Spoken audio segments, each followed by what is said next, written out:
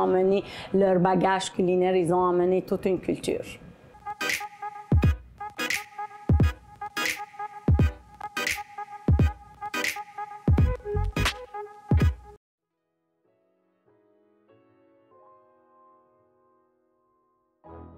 Je suis arrivée à Montréal en 2003 avec mon mari. Les premières années, j'ai pas travaillé, j'ai juste pris quelques cours de français, de langue, français et anglais.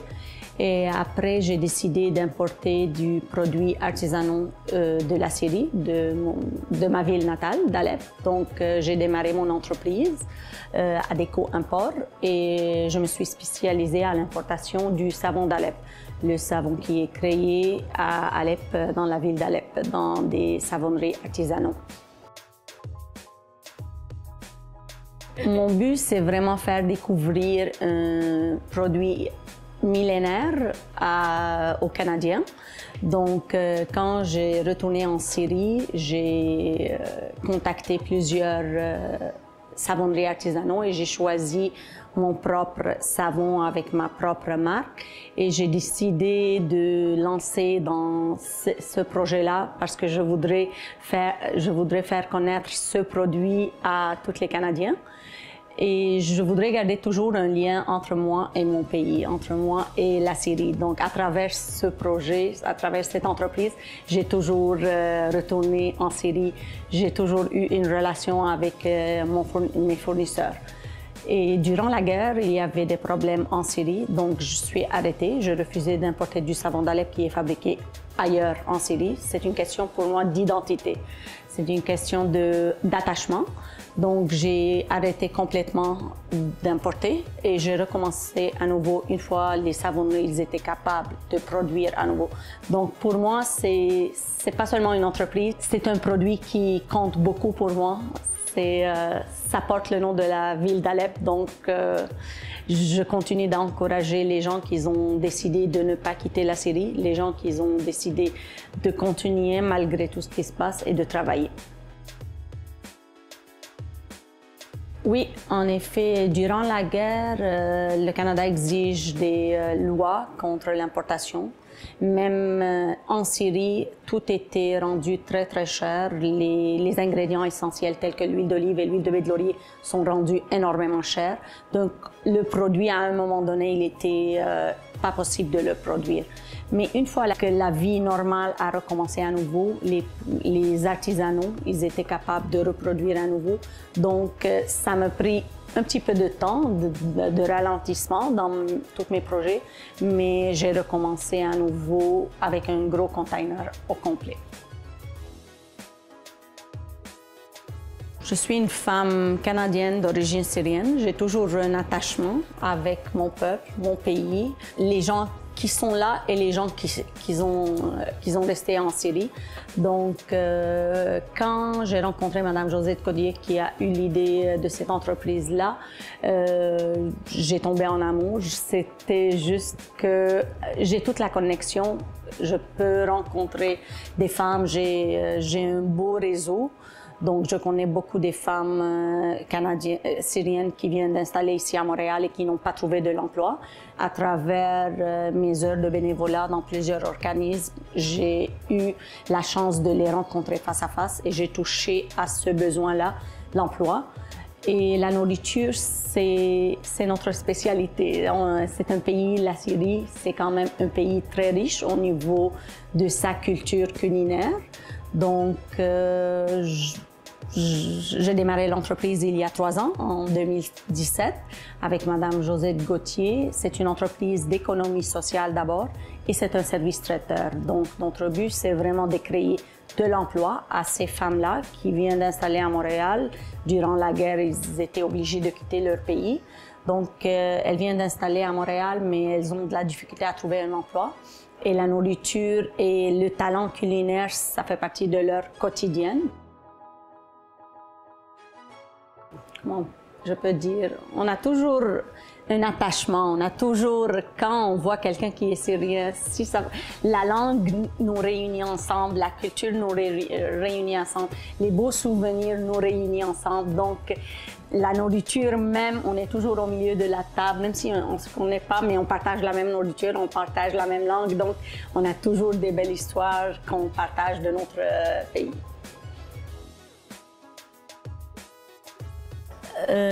C'est au-delà de notre attente. C'était vraiment magnifique. Quand on a lancé l'entreprise, les gens comme « wow », la réaction était, tous les médias parlaient de nous.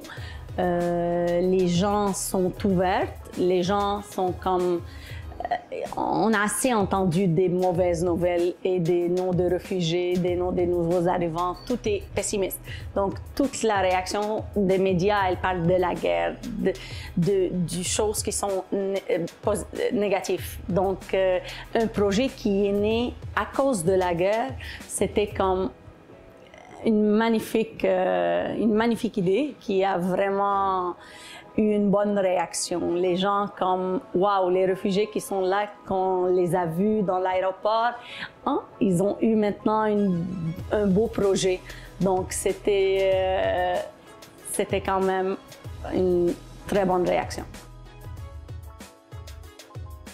Exactement. Donc, on est en face d'une réalité. Ils sont là, ces réfugiés-là. Oui, on les a aidés à travers plusieurs canaux. Donc, meubler leur appartement, donner des tucs, des gants et tout ça. Mais suite à plusieurs cours de français, ils sont en face d'une réalité. Ils ne peuvent pas complètement parler en français. Donc, la barrière de la langue, c'est vraiment une barrière qui est assez importante.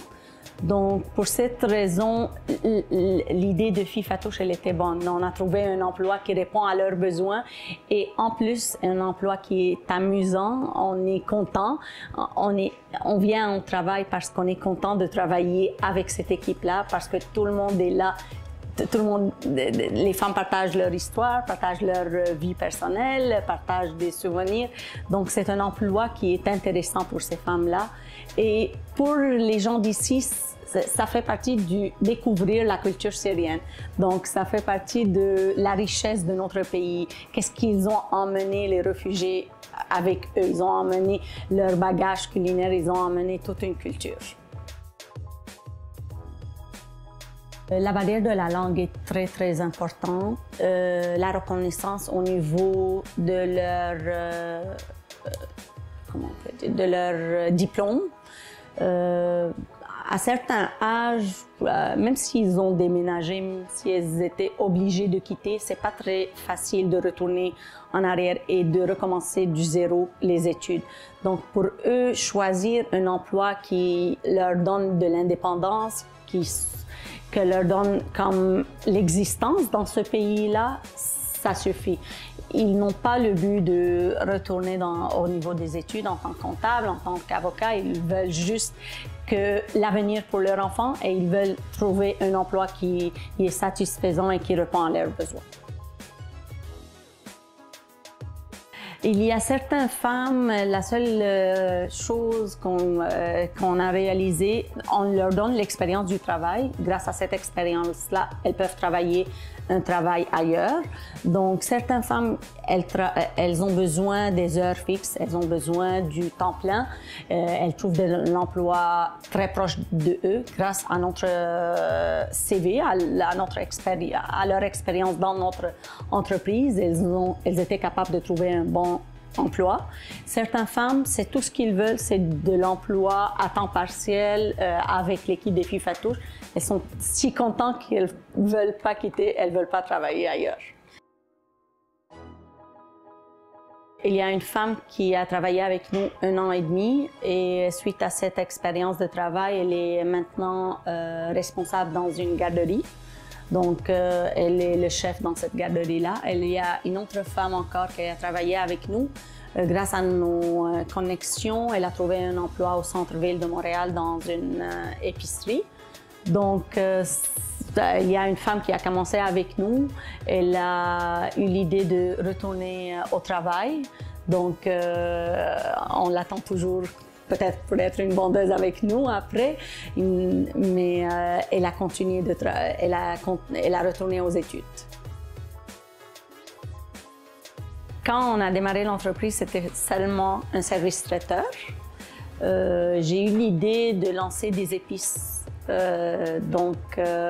a lancé les épices en mars 2019. C'est toujours encore en répondant à un seul but, trouver de l'emploi ou donner plus des heures de travail pour ces femmes-là, en plus de faire découvrir pas seulement la nourriture, les épices qu'on utilise dans notre cuisine aux Canadiens. Donc, les heures, j'importe les produits de la Syrie, je l'emballe ici à Montréal avec l'équipe des filles Fatouche, étiquetés, emballés à la main dans notre cuisine. Donc, cela, ça me donne encore une autre connexion avec d'autres fournisseurs des épices.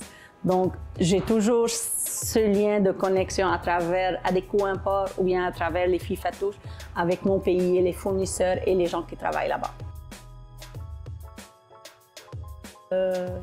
Ils doivent être optimistes. Le choc de la première année, c'est juste la première année, ça ne va pas durer toute la vie. Il doit avoir la moitié du verre qui est complet, qui est rempli.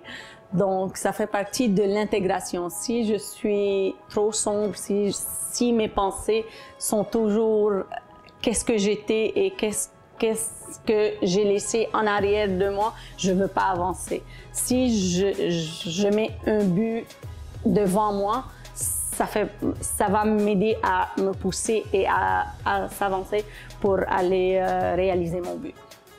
Il faut aimer qu'est-ce qu'on fait. D'après moi, c'est la passion qui donne ce courage-là pour aller à l'avance et pour réaliser un but. C'est vraiment, il faut aimer. Il ne faut pas choisir un travail juste pour travailler. Il ne faut pas choisir une ville pour juste déménager. Il faut vraiment aimer qu'est-ce qu'on fait. Oui, il y a d'autres projets qui sont sur la table. Ils ne sont pas encore réalisés à 100%, mais il y a d'autres projets sur la table. Le service traiteur, ça fonctionne très bien. Les épices, la réaction des épices, elle était beaucoup plus qu'on pouvait imaginer. On a plusieurs points de vente et c'est pas difficile d'avoir plus de points de vente parce que c'est un produit qui est cherché par les clients dans des points de vente, mais qui n'est pas trouvé. Il n'y a pas le bon produit avec le bon prix et le bon packaging qui répond aux clients d'aujourd'hui. Et on trouve, pas tout le monde va se diriger vers Adonis ou bien les grosseries orientaux pour leurs achats. Ils veulent aller dans une épicerie du coin pour trouver ces épices, mais malheureusement et heureusement, parce que malheureusement, ils ne sont pas là sur les étagères dans des épiceries du coin, mais heureusement, on a répondu à ces besoins-là. On a créé une ligne qui a commencé avec 4 produits, mais maintenant, on est en train encore de développer une autre 4 produits pour les lancer à l'Expo Manger Santé.